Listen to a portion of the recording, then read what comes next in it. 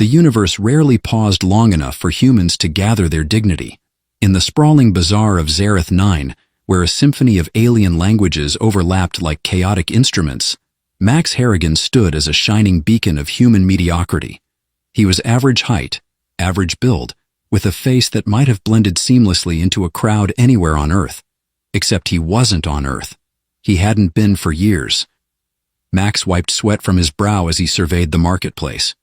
The air smelled of burnt silicon and some pungent alien spice that refused to leave his nostrils, no matter how hard he tried to forget it. Around him, vendors hawked everything from interstellar weaponry to bioengineered pets that could sing symphonies. Above all this loomed the Krillithian soldiers, a race of imposing reptilian beings draped in gleaming armor. They moved with the confidence of conquerors who didn't need to remind anyone they were in charge. And unfortunately, Max was part of their inventory. This one? The deep, resonant voice cut through the crowd like a blade. Max turned to see her, a Krillithian female, tall and impossibly intimidating. Her scales shimmered in shades of blue and green, catching the artificial sunlight with an almost regal gleam. Her eyes, slitted in gold, were calculating as they roved over him. "Yeah," Max said dryly, raising a hand. "I'm the premium model. Comes with sarcasm included, no extra charge." The Krillithian merchant beside him stiffened. "Do not mock the general, human." General Keltora tilted her head, a slow, deliberate gesture that somehow felt more menacing than any sudden movement. Her lip curled, revealing sharp teeth that made Max swallow hard. "This one speaks out of turn." "Only when I'm nervous," Max replied with a disarming grin. "And when I'm awake. So, all the time, really." For a long moment, Keltora studied him, and Max had the sinking suspicion she was imagining the many ways she could crush him. But then, to his surprise, she let out a low, gravelly chuckle. "Perhaps I'll take him," she said, almost to herself, if only to see how long his tongue can keep up with his survival instinct. The merchant bowed deeply, eager to close the deal. "He's yours, General. A fine choice. Humans are durable, despite appearances." "Durable?" Max muttered under his breath. "You're selling me like I'm a used car." Keltora's eyes flicked back to him, amusement dancing there. "You'll find I don't tolerate disrespect, human, but I do enjoy a challenge." "Great," Max replied, shrugging. "I love being a hobby." And just like that, Max found himself hauled onto Keltora's ship, the Ruthless. As he stepped onto the cold, polished deck, he couldn't help but marvel at the stark efficiency of Krillithian design. Everything was sharp angles and gleaming metal, a testament to their no-nonsense philosophy. "Try not to get lost, human," Keltora said, her voice echoing in the vastness of the corridor. "I'd hate to have to send a cleaning crew to scrape you off the walls." "Don't worry about me," Max replied, trailing behind her. "I have a great sense of direction. Got me through a hedge maze once. Granted, it was only 5 feet tall, but still—" Keltora paused, turning to face him fully. Her towering frame cast a shadow over him, and for a moment, Max was acutely aware of just how small he was in her world. "You amuse yourself with these words," she said, her tone sharp. "Do you think they will save you?" Max met her gaze, trying not to flinch. "Not really, but they make the trip more interesting." Her eyes narrowed, and for a moment he thought she might strike him. Instead, she turned and resumed walking. "Interesting," she murmured. The rest of the crew was less impressed. As they passed, Krillithian soldiers sneered at him, their disdain palpable. Max caught snippets of their conversations. Pathetic, fragile, a waste of space. He'd heard it all before, but it still stung. At last, Keltora led him to his quarters, a small bare room with a cot and nothing else. "This will suffice," she said, glancing around. "You won't need more." "Cozy," Max said, forcing a smile. "Does it come with a mint on the pillow, or is that extra?" Keltora's lips twitched, though whether it was amusement or annoyance, Max couldn't tell. "Rest while you can, human. Your work begins tomorrow." What kind of work? She didn't answer, leaving him alone with his thoughts. Max sat on the edge of the cot, exhaling slowly. He'd survived worse situations, barely. But something about Kael-Tora intrigued him. Beneath her imposing exterior, there was a complexity he couldn't quite put his finger on. She wasn't just another brutal overlord. There was something else driving her, something buried deep, and if he was going to survive, he needed to figure out what that was. For now, though, he leaned back on the cot, staring at the ceiling. "Great first impression, Harrigan," he muttered to himself. "Let's see if you can keep it up without getting disintegrated." He didn't know what tomorrow would bring, but one thing was certain. Life under General Kael-Tora was going to be anything but dull. The next morning, Max was roused from an uneasy sleep by the blaring of an alien klaxon that sounded suspiciously like a dying tuba. His first instinct was to throw a pillow at the source of the noise, but his bare, undecorated quarters didn't exactly lend themselves to leisurely comforts like pillows. Groaning, he sat up, rubbing his face. He had survived day one aboard the Varathis. That was the good news. The bad news was that day two had just started, and he had no illusions about how much worse it could get. The door to his room slid open with a hiss, revealing a Kralithian soldier whose expression screamed reluctant babysitter. "Human," the soldier growled, his sharp teeth bared. "You are expected in the main training hall. Move." "Morning to you too," Max muttered, shuffling to his feet. He followed the soldier through the labyrinthine corridors of the ship, keeping his head down but his eyes sharp. Every detail mattered. The way the walls hummed faintly with power, the rhythm of the crew's movements, even the subtle shifts in Kael-Tora's soldier's demeanor when she was nearby. He didn't survive as long as he had in the galaxy by ignoring the little things. They entered the training hall, a cavernous space filled with advanced combat simulators and weaponry that looked far too dangerous for Max's comfort. Kael-Tora was already there, standing at the center of the room with an air of authority that demanded attention. She wore her usual battle armor, its sleek, iridescent surface glinting under the artificial lights. Her expression was unreadable, but Max caught the faintest twitch of her lips, a smile, or maybe just the Kralithian version of amusement.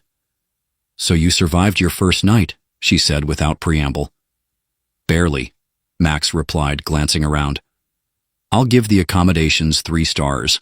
Needs better soundproofing." Kael-Tora ignored his remark, gesturing for him to step forward. "Today we will determine what use you are to this crew." Max raised an eyebrow. "I thought my use was being the butt of your jokes. Am I being promoted already?" The soldiers in the room bristled at his tone, but Kael-Tora tilted her head, studying him like a particularly intriguing specimen under a microscope. "You will find, human, that I do not make jokes." "Could have fooled me," Max muttered under his breath, earning a glare from the soldier who'd escorted him. Kael-Tora gestured toward a tall, cylindrical device in the corner of the room. It was sleek and alien, with glowing panels that pulsed in a rhythm that felt almost alive. "This is a cognitive assessment unit," she explained.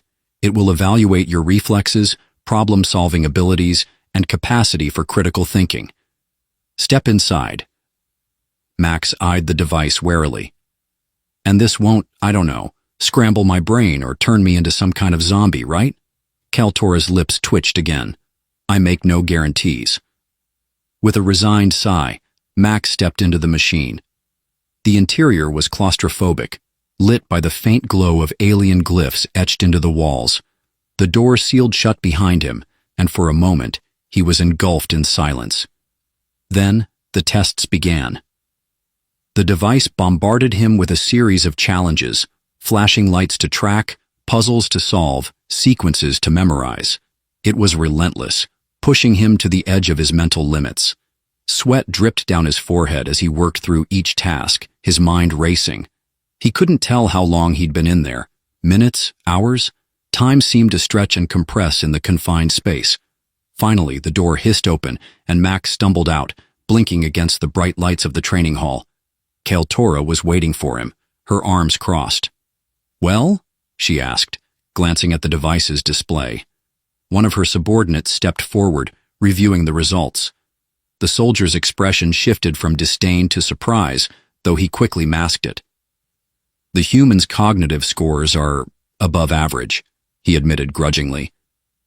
"Above average?" Tora repeated, her tone thoughtful. She turned her piercing gaze to Max. "Impressive, for a species with such limited evolutionary development." "Wow, thanks," Max said, brushing imaginary dust off his shoulder. "I live for validation from giant lizards." Tora's eyes narrowed, but instead of reprimanding him, she seemed almost intrigued. "Your results suggest you are capable of more than simple manual labor," she said. "Perhaps there is some use for you after all."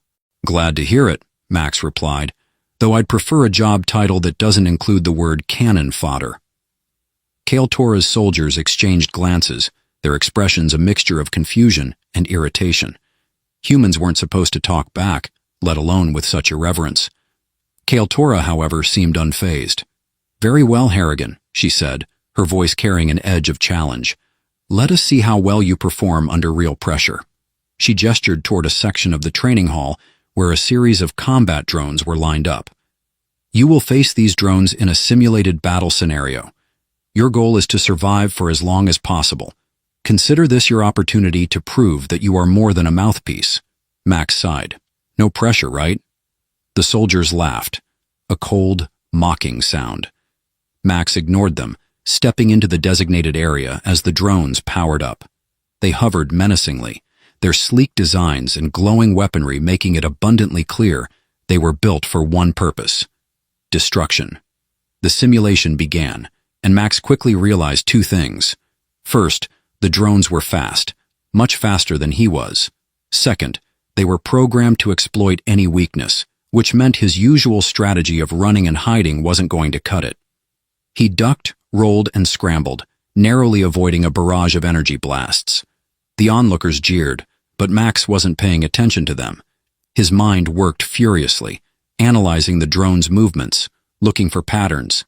And then he saw it, a brief delay in their targeting systems when they adjusted their aim. It wasn't much, but it was enough. Using his newfound insight, Max managed to outmaneuver the drones, exploiting their delay to stay one step ahead. He even managed to disable one of them by luring it into firing at a reflective surface, causing it to short-circuit. When the simulation ended, Max was panting, his hands on his knees. The room was silent, save for the hum of the disabled drones. Tora approached him, her expression inscrutable. "Interesting," she said. "You are resourceful, if nothing else." "I'll take that as a compliment," Max replied, trying to catch his breath. "It wasn't," she said, though there was a hint of something in her tone that might have been admiration. As Max left the training hall that day, he couldn't shake the feeling that he had just stepped onto a much larger playing field, one where the stakes were higher than he could imagine, and where Tora was far more than she appeared. Max was learning that survival aboard the Ruthless wasn't just about dodging laser blasts or sparring with towering reptilian warriors. It was also about navigating the labyrinth of power plays, unspoken rules, and the precarious balance between defiance and obedience. The Krillithian crew, with their hulking frames and sharp gazes, made it clear that they saw him as little more than a novelty, a fragile, fleshy distraction unworthy of their respect. But what they hadn't realized yet, and what Max was only beginning to understand himself, was that his greatest weapon wasn't his strength or agility. It was his ability to adapt, to think on his feet, and, most importantly, to laugh in the face of danger. Literally. The third day began with a summons to the war room, a sprawling chamber filled with holographic maps of star systems and a palpable sense of tension. Max had barely taken 2 steps inside before the room fell silent. All eyes, slitted, glowing, and unkind, turned to him. Tora stood at the center of the room, her arms crossed and her expression sharp as a blade. "Harrigan," she said, her voice carrying the weight of authority. "You've been summoned here for a reason. Try not to waste my time." "Wouldn't dream of it," Max replied, flashing a grin that didn't quite reach his eyes. She gestured to the holographic display, where a massive structure floated in the void of space. It was ancient, covered in sprawling alien glyphs that pulsed faintly with an eerie blue light. "This," Kael'Tora said, her gaze fixed on the artifact, "is the Luminara Vault. It's been dormant for centuries, a relic of an advanced civilization long since vanished. Until now." Max tilted his head, squinting at the hologram. "Let me guess. It started glowing ominously, and now everyone's freaking out?" Kael'Tora's lip curled in what might have been a smile. "Something like that. Our scans have detected energy fluctuations inside the vault. Unstable, but significant. And you're bringing me into this because—" Kael'Tora's gaze flicked to him, sharp and assessing. "Because, Harrigan, your cognitive assessment and resourcefulness suggest you might be useful in situations that require unconventional thinking. This is one of those situations." Max blinked.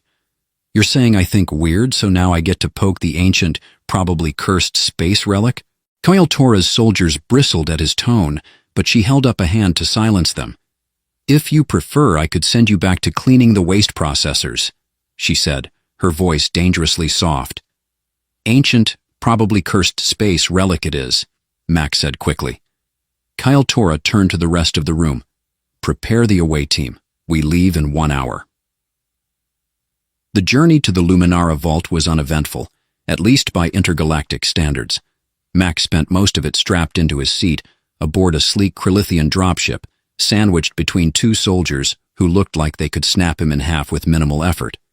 The closer they got to the vault, the more oppressive its presence became. It loomed ahead of them, an enormous angular structure that seemed to drink in the surrounding starlight. The glyphs carved into its surface pulsed rhythmically, like the heartbeat of some ancient, slumbering beast. "Cheerful place," Max muttered as the dropship docked with the vault. Kael'Tora shot him a look but said nothing. Her focus was entirely on the mission. The airlock hissed open, and Max followed the team inside, his boots clanging against the metallic floor. The interior of the vault was even more unsettling than its exterior. The walls were covered in intricate carvings that seemed to shift and writhe when he wasn't looking directly at them. The air was thick and heavy, carrying a faint hum that set his teeth on edge. "This place gives me the creeps," Max said, breaking the tense silence. "Stay alert, Harrigan," Kael'Tora replied curtly. "The energy readings are strongest up ahead." They moved deeper into the vault, their path lit by the faint glow of the glyphs. Max couldn't shake the feeling that the walls were watching them, though he told himself it was just his overactive imagination. After what felt like an eternity, they reached a massive chamber at the heart of the structure. In its center stood a pedestal, upon which rested a crystalline artifact that radiated a soft, pulsating light. "That's it," Kael'Tora said, her voice low. "The core of the Luminara Vault." Max stepped closer, squinting at the artifact. "Looks like a fancy paperweight. What's it do?" "We don't know," Kael'Tora admitted. "But the energy it's emitting could power an entire fleet, or destroy one." "Well, that's comforting," Max said. Kael'Tora ignored him, her attention focused on the artifact. She reached for it, her movements cautious but deliberate. As her fingers brushed its surface, the entire room seemed to come alive. The glyphs on the walls flared with light, and the hum in the air grew louder, almost deafening. Max stumbled back, his heart racing. Was it supposed to do that?" Kael'Tora didn't answer. Her gaze was fixed on the artifact, which was now projecting a series of holographic images into the air. They showed a swirling galaxy, a cascade of alien symbols, and, most unsettling of all, a figure that looked eerily humanoid. "What is this?" Kael'Tora muttered, her voice filled with both wonder and unease. Before Max could respond, the holograms shifted, and a voice filled the chamber. It was deep, resonant, and spoke in a language that Max didn't recognize but somehow understood. "Who dares disturb the sanctity of the Luminara Vault?" Max raised a hand sheepishly. Hi. That would be us. Sorry about that." The voice ignored him, its focus clearly on Kael'Torra. "You seek power, Krillithian, but power comes at a cost. Are you prepared to pay it?" Kael'Torra hesitated, a rare flicker of doubt crossing her face. "We seek knowledge," she said. "Nothing more." The voice laughed, a sound that reverberated through Max's bones. "Knowledge is the greatest burden of all." The light from the artifact grew blinding, and Max felt himself being pulled forward as if the vault itself had reached out and grabbed him. "Max!" Kael'Torra's voice was sharp with alarm, and for the first time, he heard something other than disdain in it. The world around him dissolved into light and sound, and Max had the sinking feeling that he was about to learn just how much of a burden knowledge could be. Max came to in a haze of disorientation, as though his body had been squeezed through a wormhole and spat out the other side. His head throbbed, and his vision swam with strange afterimages, glowing glyphs, shadowy figures, and the faint shimmer of starlight.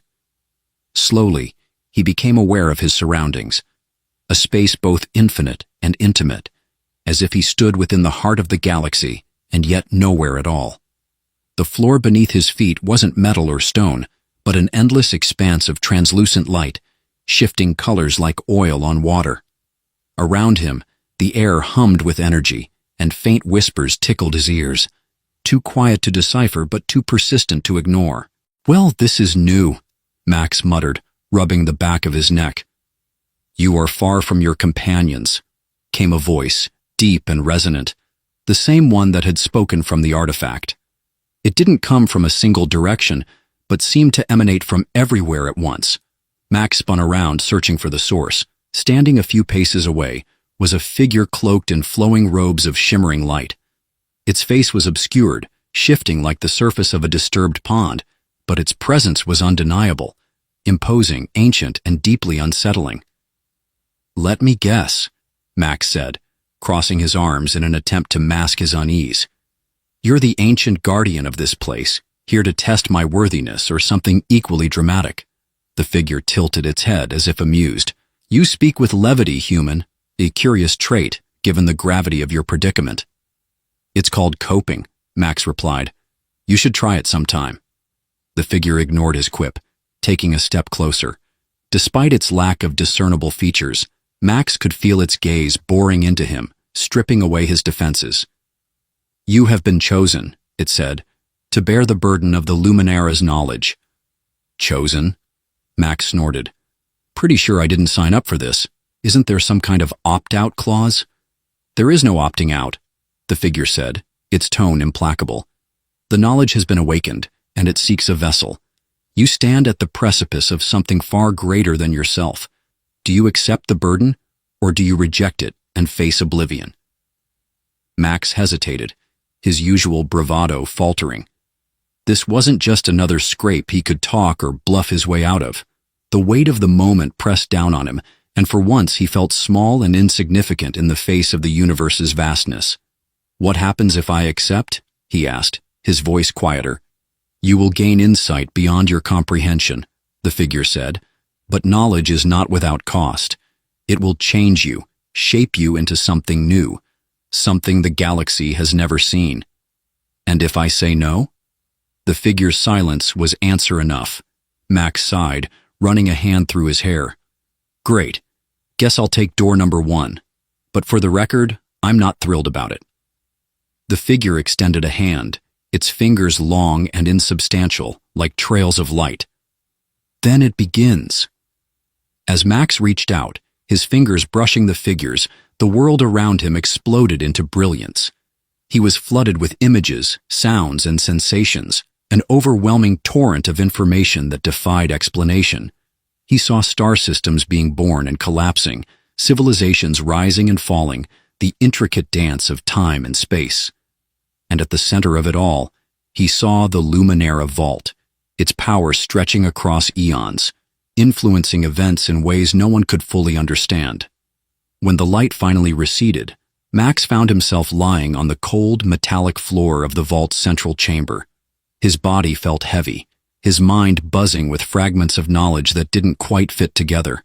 Kael'Torra's face appeared above him, her usually impassive expression tinged with something he couldn't quite place. Concern? Relief? "Harrigan," she said, her voice sharper than usual.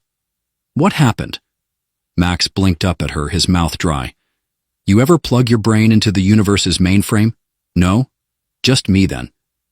Kyle Tora's soldiers hovered nearby, their weapons drawn, and their eyes wary. The artifact on the pedestal had dimmed, its glow reduced to a faint pulse.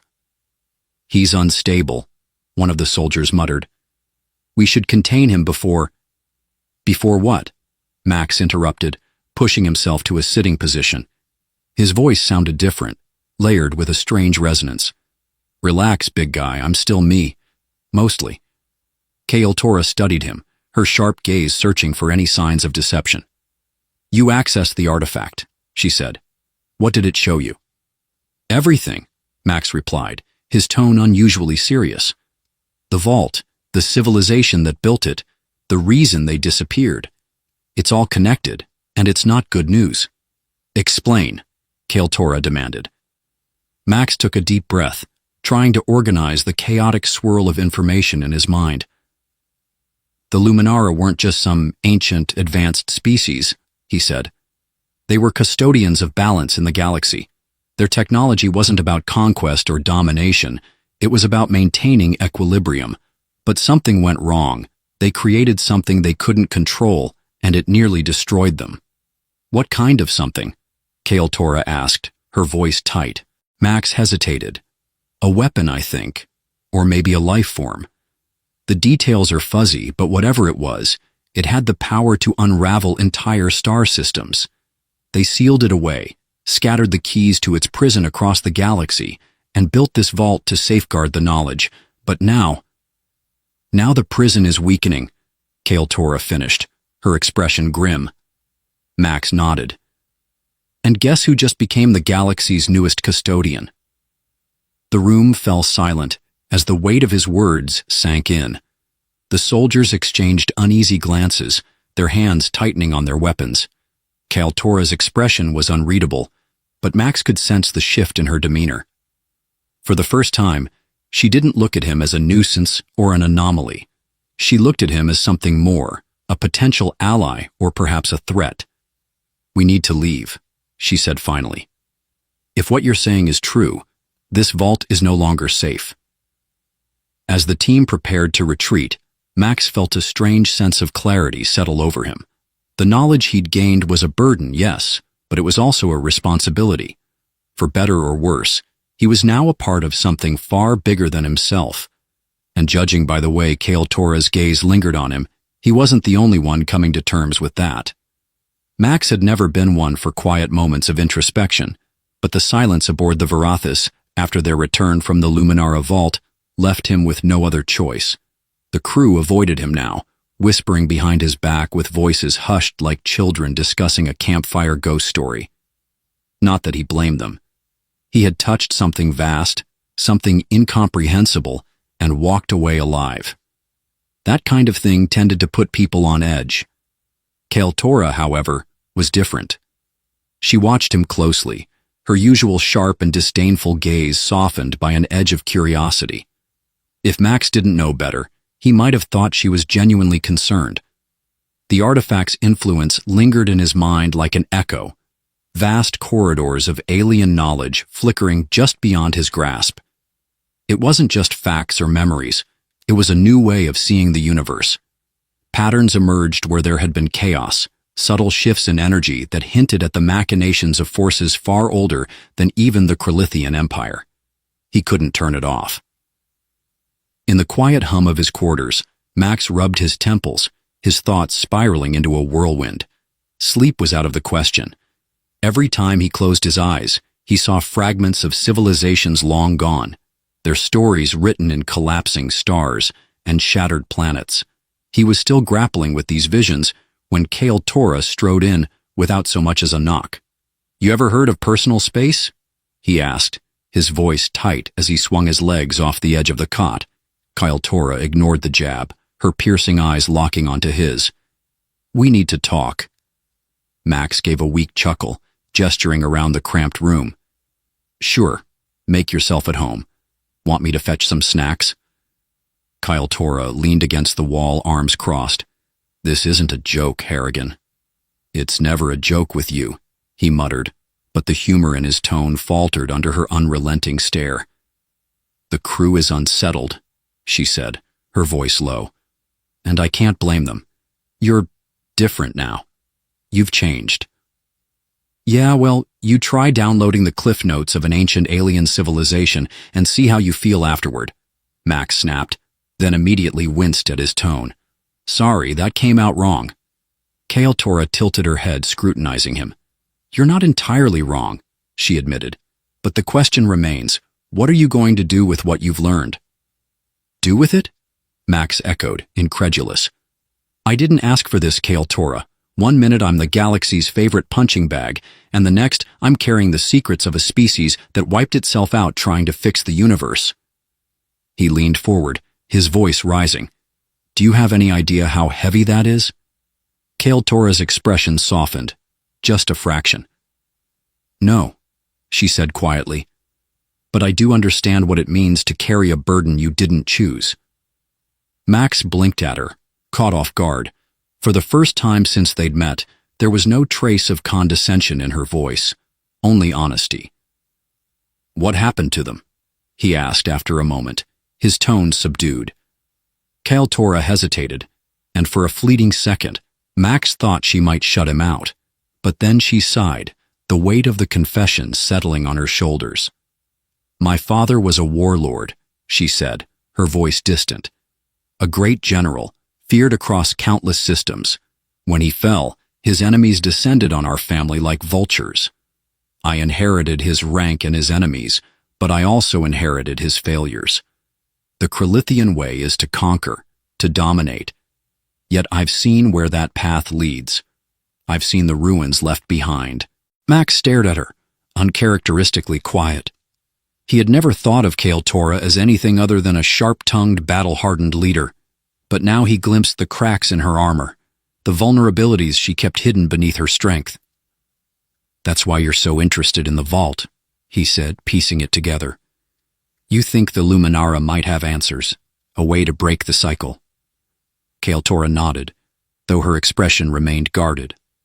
"Perhaps, or perhaps they were fools, blinded by their own ambition.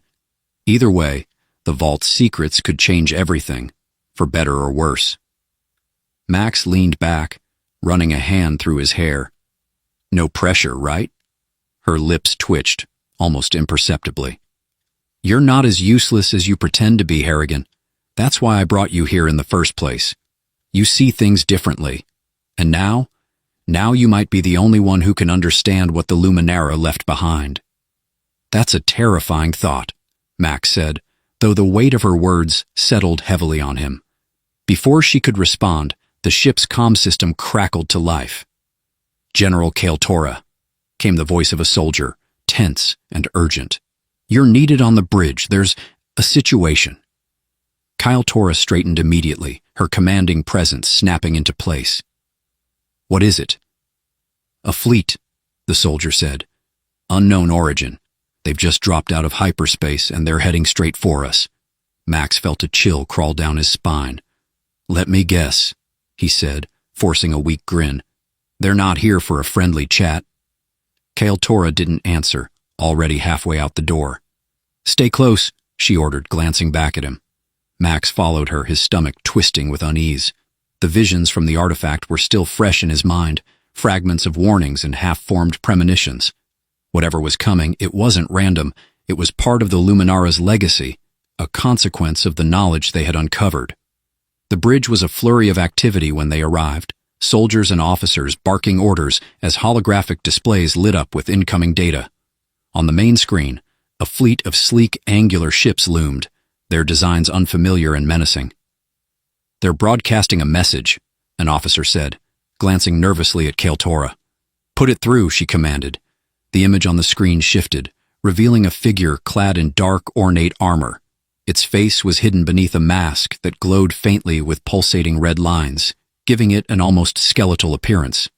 "Krillithians," the figure said, its voice distorted and metallic. "You have trespassed on sacred ground. Surrender the one who has touched the artifact, or face annihilation. Max felt the eyes of the entire crew turn toward him, and he swallowed hard. Great, he muttered under his breath. Now I've got a fan club. Kyle Tora stepped forward, her voice cold and commanding. You have no authority here. State your purpose. The figure tilted its head, as though amused. The artifact is ours by right. Return it, and the one who has bonded with it, or be destroyed. Keltora didn't flinch. You'll find we're not so easily destroyed. The screen went dark, and an officer's voice rang out, panicked. They're powering up weapons. Max's pulse quickened as the ship shuddered beneath him, the distant thrum of engines shifting into the higher pitch of battle readiness. He clenched his fists, the alien knowledge in his mind stirring uneasily. Whatever was about to happen, he knew one thing for sure. It was only the beginning. The Varathas bucked violently under the first barrage of enemy fire, sending Max sprawling across the cold metal floor of the bridge. Sparks rained from an overloaded console, and the acrid tang of burning circuitry filled the air. Around him, Keltora's crew moved with practiced precision, shouting orders and navigating the chaos like seasoned warriors. Shields at 60%, one officer yelled, gripping the edge of his station as another impact rattled the ship. Kyle Tora stood in the center of the storm, calm and commanding, her voice cutting through the din like a blade. Return fire. Target their forward batteries and maintain evasive maneuvers. We need to buy ourselves time. Max struggled to his feet, his stomach lurching as the ship twisted sharply to avoid another volley. So, what's the plan here? He asked, staggering toward her. Because I'm getting the distinct impression they're not interested in talking this out. Kale Tora shot him a sharp look, her composure unshaken despite the chaos. The plan is to survive, Harrigan. If you have anything useful rattling around in that brain of yours, now would be a good time to share it. Max opened his mouth to retort, but hesitated as a surge of alien knowledge flared to life in his mind. It was disjointed, like trying to piece together a shattered mirror, but one fragment stood out. A memory of the Luminara vault, its defenses lighting up in response to an intruder. Wait, he said, the pieces clicking into place. The vault, it had a failsafe, some kind of energy pulse designed to disable hostile ships. If these guys are after the artifact, they might have triggered something similar. Keltora frowned, considering his words. You think the artifact can protect us? Not exactly, Max admitted, scratching the back of his neck. But if we can figure out how to activate its failsafe, we might be able to level the playing field, or at least buy ourselves a breather. Keltora's gaze hardened. And how do you suggest we do that? Max winced. Well, that's the tricky part. The failsafe isn't exactly user-friendly. I'll need access to the artifact to figure it out. That's insane, one of the officers interjected, his voice rising in disbelief. We're already under fire, and you want to tamper with the artifact? You could make things worse. Worse than getting blown to bits? Max shot back, his tone laced with sarcasm. Look, I'm not saying it's a perfect plan, but unless you've got a better idea. Keltora raised a hand, silencing the argument. Enough. Harrigan, you have 5 minutes. If you can't make it work by then, we fall back to conventional tactics. 5 minutes? No pressure. Max muttered, already sprinting toward the artifact chamber. The journey through the ship was a blur of flickering lights and shuddering bulkheads. Crew members darted past him, their faces tense with determination as they fought to keep the Varathas in one piece. Max skidded to a halt outside the chamber, the heavy doors sliding open to reveal the artifact resting on its pedestal, its faint glow pulsing like a heartbeat. Okay, buddy, he said, stepping closer. Time to show me what you've got.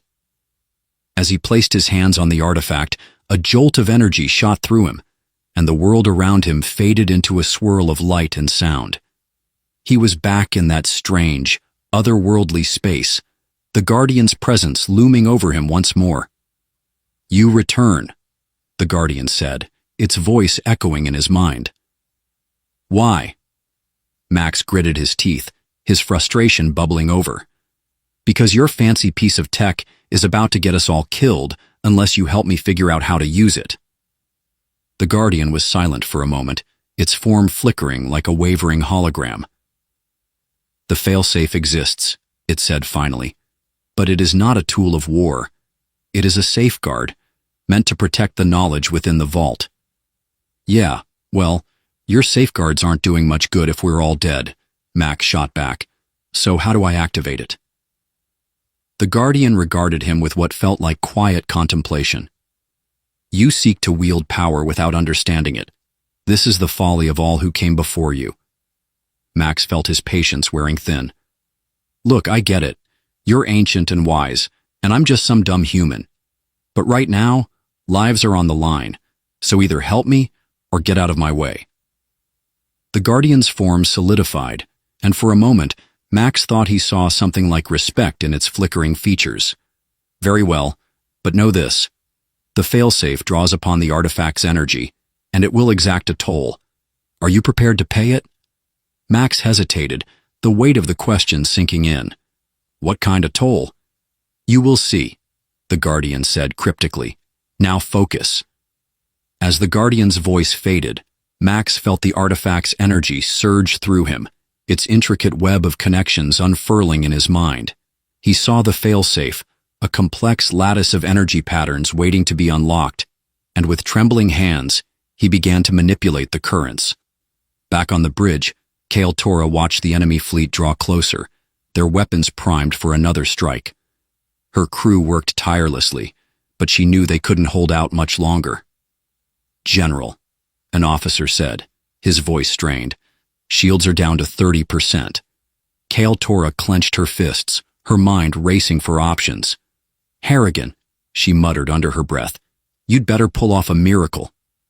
As if on cue, a low hum reverberated through the ship, growing in intensity until it was a deafening roar. The artifact chamber glowed with blinding light, and a pulse of energy erupted outward, engulfing the Vorathis and its attackers in a wave of shimmering force. On the bridge, the crew stared in awe as the enemy ships flickered and went dark, their systems fried by the pulse. The fleet drifted aimlessly, their weapons silenced. Kale Tora exhaled slowly, a rare smile tugging at the corners of her mouth. Harrigan, she said, shaking her head. You actually did it. Max stumbled onto the bridge moments later, his face pale and his steps unsteady. I'm gonna need a nap, he said, collapsing into a nearby chair. Kale Tora glanced at him, her expression softening. You've earned it. As the crew began to regroup, Max couldn't shake the nagging feeling that the Guardian's warning hadn't been an idle threat. The artifact had saved them, but at what cost? For now, though, he was content to let that question wait. The aftermath of the battle left the Vorathis adrift in a sea of silence. Where chaos had once reigned, shouting officers, the groan of strained metal, the shriek of weaponized energy, there was now only the quiet hum of the ship's systems and the distant crackle of dying sparks. Max sat slumped in a chair on the bridge, exhaustion etched into every line of his face. He could feel the artifact's toll in his bones, an aching hollowness that refused to fade. Kale Tora stood at the center of the bridge, surveying the battlefield on the main display. The enemy fleet drifted aimlessly, its ships powerless and dead in the water, but she did not relax. She knew better than to assume the fight was over. What's the status of the artifact? She asked, her voice clipped but calm. Max waved a hand weakly. Still glowing ominously, so I guess it's fine? Hard to tell with ancient alien tech. Kale Tora shot him a sharp look, but didn't press the matter. Instead, she turned to her crew. Begin damage assessments. I want full reports within the hour. And keep scanning those ships. If they so much as twitch, I want to know about it. Yes, General, came the chorus of replies. Max watched her for a moment, marveling at how she could still stand so tall after everything they'd been through. He wanted to say something, maybe thank her for trusting him with the artifact, or apologize for dragging her into this mess. But the words wouldn't come. Instead, it was Kale Tora who broke the silence. Harrigan, she said without looking at him. Walk with me. Max groaned as he pushed himself to his feet, his legs protesting every step as he followed her out of the bridge. They walked in silence for a time, the ship's dim corridors stretching endlessly before them. Finally, Kaltura spoke. You saved us today. Max blinked, taken aback by the unexpected compliment. Thanks, I guess. But it was more like the artifact saved us. I just poked at it until it worked. She stopped abruptly, turning to face him. Her eyes were sharp, but there was a hint of something softer beneath the surface. Don't downplay what you did. You took a risk, a foolish, reckless risk, and it paid off. That's more than most would have dared. Max shifted uncomfortably under her gaze. Yeah, well, it's not like I had a lot of options. It was either that or get vaporized. Kaltura's lips quirked in the faintest hint of a smile. Regardless, you've proven yourself more capable than I gave you credit for. Perhaps even worthy. Worthy? Max repeated, raising an eyebrow. Of what? Your grudging respect? Of carrying the artifact's legacy, she said simply. That shut him up. They continued walking, eventually reaching the artifact chamber. The room was quiet now, the artifact's glow reduced to a faint, steady pulse. It looked almost serene, as if the chaos of the battle had never touched it. What happens now? Max asked, breaking the silence. Kaltura studied the artifact for a long moment before answering. The artifact has changed you, Harrigan. Whether you realize it or not, you're no longer the same man who stumbled onto my ship. You carry something far greater than yourself now, a responsibility, a burden. Max let out a weary laugh. Great. Just what I always wanted. Kaltura ignored his sarcasm. The artifact chose you for a reason. Whatever that reason is, it's up to you to figure it out. But know this. The knowledge you've gained, however incomplete, could shape the future of entire civilizations.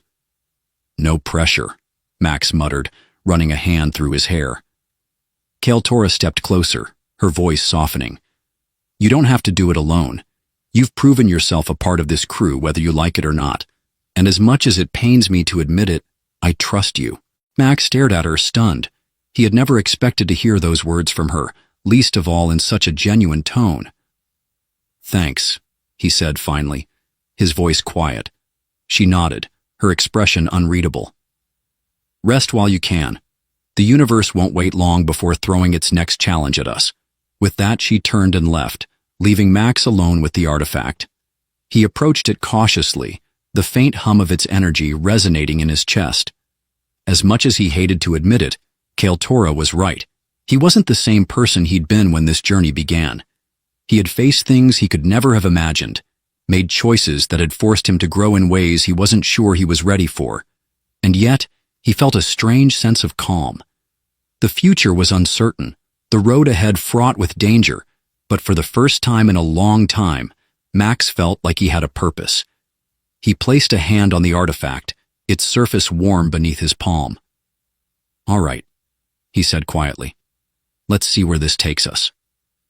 As the artifact's glow intensified, filling the room with light, Max couldn't help but smile.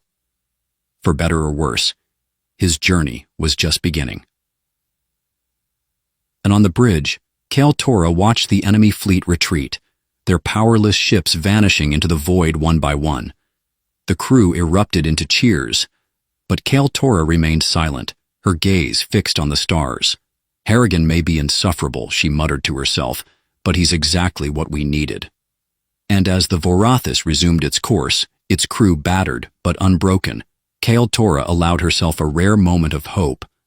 The galaxy was vast, its challenges endless, but for the first time in years, she felt like they had a fighting chance.